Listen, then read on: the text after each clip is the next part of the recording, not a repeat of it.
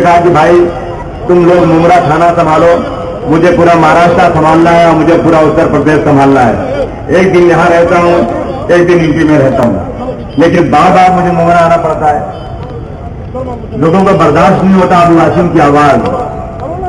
लोग मेरे छोड़े हुए भगाए हुए लोगों को ला करके स्टेज पर दिखाने की कोशिश करते हैं कि हमने समाजवादी पार्टी को लोगों को तोड़ लिया।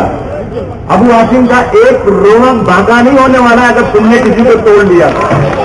याद रखना, मुझे राजनीति करने की कोई जरूरत नहीं है, लेकिन मैं जुल्म और जाति के खिलाफ एक ताकत बना रहा हूं। और अगर मेरे अपने लोग ही मुझे कमजोर करने की कोशिश कर रहे हैं तो उनको मुबारक हो, मुझे कोई फर्क नहीं पड़ता। यहां पर बैठी है हमारी बहन पठान, हाँ रजिया आपा, कितना मारा था उसको मैंने, मुझे अच्छा नहीं लगा, खुदा की कसम। मैंने अपने नगर सेवक को जूते से मारा 50 जूता, मैंने उसका बाल काट दिया था। याद है कि नहीं याद है आपको? क्यों? मुझे गद्दार लोग पसंद नहीं है। मैंने कहा भाग जा तू मेरे पास से। लोगों ने कहा ये आर पाटिल साहब के पास शिकायत करेगा। मैंने कहा मर्डर का केस लगेगा तो अभी अबू आसिम निपट लेगा, लेकिन अबू आसिम डरने वाला नहीं, क्योंकि मैं जिनके लिए हाथ फैलाकर भीख मांग के वोट मांगू और वो लोग काम नहीं करें तो मैंने आज नहीं बल्कि आज से 2 साल पहले लात मार दिया था, लेकिन उसने इनके तलवे काटे और उन्होंने कहा आसिम भाई एक बार उसको और माफ कर दीजिए। अब उसको ले जाकर के अपना कद बढ़ा रहे हो आप, बढ़ाओ जितना कद बढ़ाना हो। याद रखना, आज शिवसेना की सरकार नहीं है। अगर आज शिवसेना की सरकार होती तो मैं कहता कि हाँ ठीक है ये जुल्म जाति कर रही है। मुझे बताइए ना, 5.5 साल तक जेल की सलाखों के पीछे मालेगांव के लोगों को रखने वाले का जिम्मेदार कौन है? कौन सी पार्टी है जिम्मेदार उसकी? आज 5.5 साल के बाद उनको जमानत दी गई है। मैं कहना चाहता हूं कि जमानत नहीं, उनको डिस्चार्ज करना चाहिए। और मुझे कहने दीजिए, इसी थाना के जो कमिश्नर साहब हैं उनको गिरफ्तार करो और उनका ब्रेन मेंटेन करो, तब मालूम पड़ेगा कि कौन है इसका जिम्मेदार। और याद रखना, अगर ये लीडरान जो बहुत बड़ी बड़ी बात करते हैं और सच्चे हैं, तो मेरे दिल में दर्द है इस बात का कि मेरे मालेगांव में ब्लास्ट हुआ था, 5.5 साल तक जिनको रखा उनको बेकसूर बताया गया है, तो कसूरवार कोई ना कोई तो है। क्या बेगर किसी के किए हुए ब्लास्ट हुआ था? उस वक्त के जो एटीएस के चीफ थे रघुवंशी जी, मैं आप ही के इलाके में ये बात कर रहा हूं। और उस वक्त के जो यहां के डीजी थे एएन रॉय, मैं आज भी कहता हूं अगर हिम्मत है तो जाकर एएन रॉय की पैंट उतारो, उसके नीचे खाकी चड्डी होगी, आरएसएस का निशानी मौजूद होगी। यही लोग हैं, ये लोग हैं, इनको गिरफ्तार करो और इनकी ब्रेन मीटिंग करो कि तुम्हारी निगरानी में बम ब्लास्ट इंक्वायरी हुई थी और बेगुनाहों को 5.5 साल तक रखा गया था। तुम जानते होगे कि कौन लोग हैं इसके जिम्मेदार। आज सरकार बीजेपी शिवसेना की होती तो मैं ये बात नहीं करता।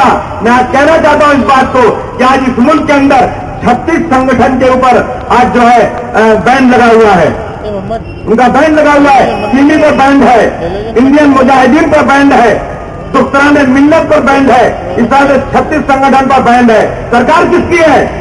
यहां से लेकर वहां तक, दिल्ली तक कांग्रेस और एनसीपी की सरकार है। मुझे बता दीजिए कि जिन्होंने नांदेड़ में बम ब्लास्ट किया, जिन्होंने थाना में बम ब्लास्ट किया, जिन्होंने न्यू मुंबई में ब्लास्ट किया, जो अजमेर के ब्लास्ट के जिम्मेदार है, वो कौन से संगठन है? उसका नाम है अभिनव भारत, उसका नाम है बजरंग दल, उसका नाम है सनातन संस्था। इस पार्टियों पर बैन क्यों नहीं लगाया जाता? मैं किससे मांग करूं इस बात की?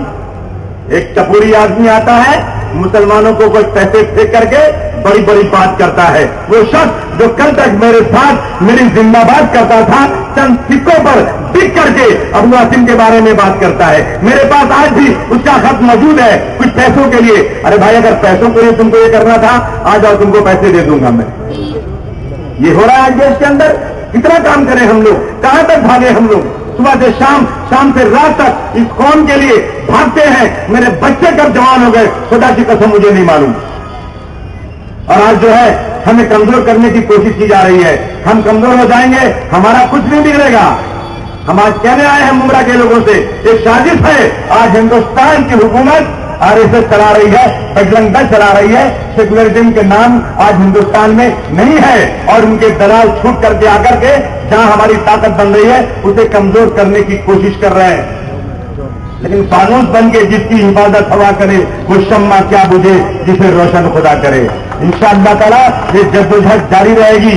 ये हम अपने मुंह से कुछ नहीं कहना चाहते हैं, लेकिन बदन का आखिरी कतरा भी कोई माई का लाल इस मुल्क के लिए कुर्बान करने से रोक नहीं सकता। जहां जरूरत पड़ेगी जाएंगे और लड़ाई लड़ेंगे। मुझे वो शेर की तरह याद आता है कि ये लाल किला, ये ताजमहल, ये जितनी भी तामीरें हैं जिस पर इतराते फिरते हो मेरे पुरखों की जागीरें हैं। जब मांगा वतन में खून बदन का सारा लहू निचोड़ दिया। जब मांगा वतन में खून बदन का सारा लहू निचोड़ दिया, लेकिन इतिहास में लाकर किस मोड़ पे मुझको छोड़ दिया। अजमेर से माले गांव तलक वही नाम भर कर आते हैं। अफसोस मगर आतंक के हर इल्जाम मेरे ही सर आते हैं। याद रखना नौजवान साथियों, अगर आज हम बिखर गए, इकट्ठा नहीं हुए तो हमारा नामो निशान नहीं रहेगा।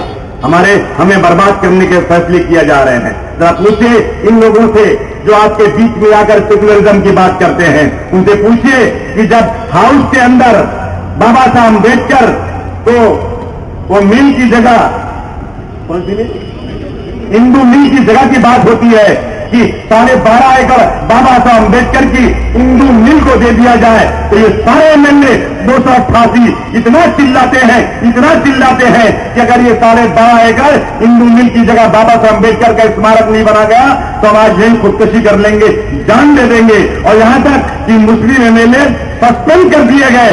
हाय मेरे बाबा साहब अम्बेडकर, इनका स्मारक नहीं बनेगा। लेकिन जब हम सवाल उठाते हैं कि हमारे पुरखों की खरीदी हुई इस्माइल यूसुफ की जमीन जो मुसलमानों के लिए बनाई गई थी वो सरकार ने कब्जा कर लिया है, हम किसी सरकार की जमीन नहीं मांग रहे, हम अपने बाप दादाओं की खरीदी हुई वो जमीन जो आज मुंबई के अंदर है, वो हमको वादा किया गया था।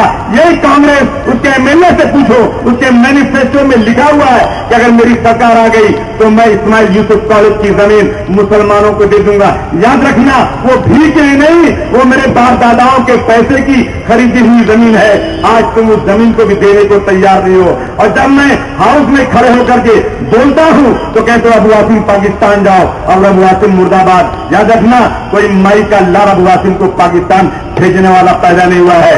ये मेरे बाप का मुल्क है, मेरे बाप दादाओं का मुल्क है। मेरे बाप दादाओं ने अपने खून पसीने से इस मुल्क को सींचा है।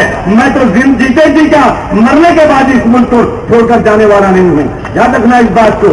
एक तरफ मैंने कहा था हाउस के अंदर, एक तरफ ये 100-150 नहीं 1 लाख खड़े हो जाए शिवसेना और कांग्रेस के लोग, दूसरी तरफ अबू आसिम अकेला खड़े रहेगा, लेकिन इंशाअल्लाह ताला उसके पैरों में लर्जिश नहीं आएगी, इसी आवाज के साथ आवाज करेगा।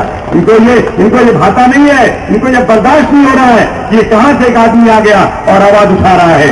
अरे अभी तो हम 2 हैं, मैं रशीद भाई, और इंशाअल्लाह ताला अगले इलेक्शन में इस मुमरा से मेरा एमएलए इंशाअल्लाह चुन कर जाएगा, और जिसके लिए मैं अपने बदन का आखिरी खतरा भी निछावर कर दूंगा। लेकिन मुमरा की सीट अब अगर जीत कर आएगी इलेक्शन में तो मैं एक लोगों के पास हाथ जोड़कर दामन फैलाकर भीख मांगकर मुमरा में मेरा एमएलए एक बहादुर साथी खड़ा करके मैं इनके का जवाब पत्थर से देने इंशाअल्लाह ताला आऊंगा।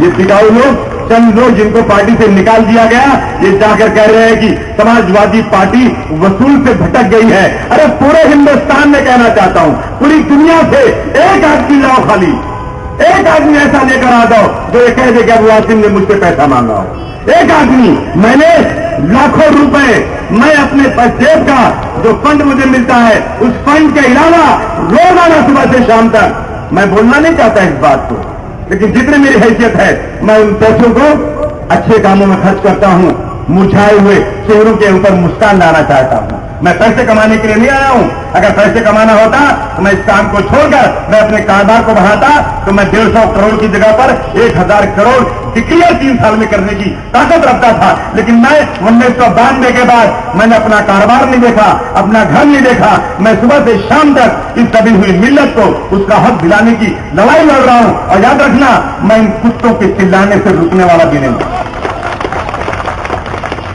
मैं सब भक्ता चलता ही रहूंगा, कदम का आखिरी कतरा जब तक बाकी रहेगा चलता रहूंगा। और इंशाअल्लाह ताला अब की बार कारपोरेशन में मुझे एक बहुत बड़ी ताकत मिलने वाली है। ये बहुत घबरा चुके हैं। इंटेलिजेंस की रिपोर्ट आ रही है कि जहां जहां समाजवादी पार्टी का जलसा हो रहा है, हजारों हजार लोग जमा हो रहे हैं, तो इनके दलाल छोड़े जा रहे हैं कि जाओ अब मुआतिन के लोगों को सिक्के फेंक करके खरीदो, और जो कल तक मुआतिन की जय जयकार कर रहे थे उनसे कहो कि अब मुआतिन को गाली दे ताकि अब मुआतिन कमजोर हो जाए। इंशाअल्लाह ताला मुझे उम्मीद है कि मेरे मुंगरा वाले मेरे साथ रहेंगे, मैं उनका हूं, वो मेरे हैं, ये सीट मेरी है। जाओ तुम जाकर के थाना में जाकर ले लो, जाओ तुम जाकर के लालबाग परेड में जाओ, अबू आसिम की जगह पर इंशाअल्लाह ताला आने वाले कारपोरेशन में कम से कम इतने एमएलए जिता देना कि बगैर मेरे कोई सरकार बनने ना पाए। इनसे पूछो कि सरकार किसकी है आज बीजेपी शिवसेना की है या कांग्रेस एनसीपी की है। 2009 से इसी नई बंबई के अंदर मस्जिद की जमीन एलाट हो चुकी है। शिवसेना कोर्ट में गई और कोर्ट ने कहा कि शिवसेना वालों, अगर तुमको मुसलमानों की मस्जिद पसंद नहीं है तो शिवसेना वालों अपना बोरिया बिस्तर उठाओ और जाओ बाज ठाकरे के इलाके में रहो, यहां मस्जिद बनेगी। ये कोर्ट का ऑर्डर है और कोर्ट ने ऑर्डर दिया है महाराष्ट्र सरकार को कि पुलिस दो, सिक्योरिटी लगाओ और न्यू मुंबई की मस्जिद को बनवाने दो। लेकिन यही लोग जो यहां पर आपके बीच में आकर बड़ी बात करते हैं उस मस्जिद को बनवाने नहीं दे रहे हैं। आज कौन सा कानून है? मक्का मस्जिद आज पूना के अंदर रोक दी गई है, 200 साल पुरानी मस्जिद। शिवसेना कहती है नहीं बनेगी, तो हमारा मुख्यमंत्री कहता है हाँ भाई, जब तक शिवसेना राजी नहीं होगी उस वक्त तक ये मस्जिद नहीं बनेगी। तो आप बताइए, ये सेकुलर सरकार है? आपके बीच में अगर कहेंगे वोटों का बंटवारा हो जाएगा तो शिवसेना जीत जाएगी। अरे कौन सा ऐसा काम जो शिवसेना करना चाहती थी वो आपने नहीं किया? शिवसेना से एक हाथ बढ़ करके सीमी ने लगाया था, बैन लगाया था शिवसेना के ऊपर, सीमी के ऊपर बैन लगाया था बीजेपी ने। लेकिन आपकी सरकार आई, 8 साल के बाद दिल्ली की हाई कोर्ट ने फैसला किया कि सीमी के खिलाफ एक भी एविडेंस नहीं है, इसमें बैन उठा दो। कांग्रेस पार्टी ने अगली कोर्ट में जाकर फिर से बैन लगा दिया। क्या ये कोई सरकार है? ये अपने आप को सेकुलर कैसे कह सकते हैं?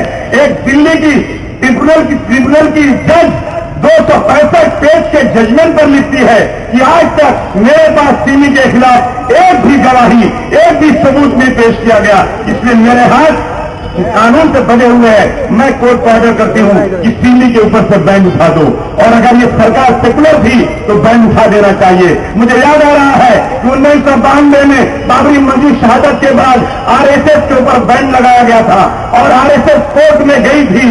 कोर्ट ने आरएसएस का बैन उसी तरह उठा दिया जिस तरह से सीमी का बैन उठाया। तो कांग्रेस पार्टी अगली अदालत में नहीं गई, तालियां बजाकर उसने आरएसएस के बैन को हटने का स्वागत किया। मैं कैसे मानूं कि ये सरकार सेकुलर है? मैं आज पूछना चाहता हूं कि आप जेम्स लेन पर बैन लगा सकते हैं क्योंकि वो शिवाजी महाराज की मां को अपमानित करने का नाम लिखता है। आप एनएफ हुसैन के ऊपर बैन लगा सकते हैं, मुकदमा लगा सकते हैं क्योंकि उसने हिंदू देवी देवताओं की तस्वीरें बना दी जिससे हिंदू अपने आप को अपमानित समझता है। लेकिन आप तस्लीमा नसरीन और सलमान रुश्दी को हिंदुस्तान में वीजा देकर के लाना चाहते हैं और ये कहते हैं कि आएंगे और किसी की हिम्मत है तो रोक लो। याद रखना नौजवान साथियों, अगर तुम्हारे बदन में एक कतरा खून भी बाकी है तो सलमान रुश्दी को मुंबई में घुसने मत देना, चाहे जो होने को होना हो जाएगा। ये किस तरह से सेकुलर सरकार है? ये सेकुलर सरकार नहीं है। आप आए, आपने मेरी बातें सुनी, वक्त मेरे पास कम था, मुझे यूपी जाना है, मुझे फिरका परस्तों को खत्म करना है और मुलायम सिंह यादव की सरकार इस देश के सबसे बड़े सूबे में लाना है। वहां भी मुझे आपकी मदद की जरूरत है। बहुत बहुत शुक्रिया। खुदा हाफिज। जय हिंद, जय समाजवाद।